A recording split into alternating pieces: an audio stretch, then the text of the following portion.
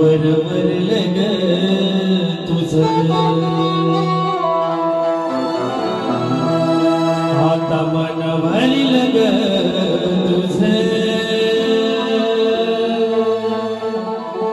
गद्दारी करून तूच म्हणते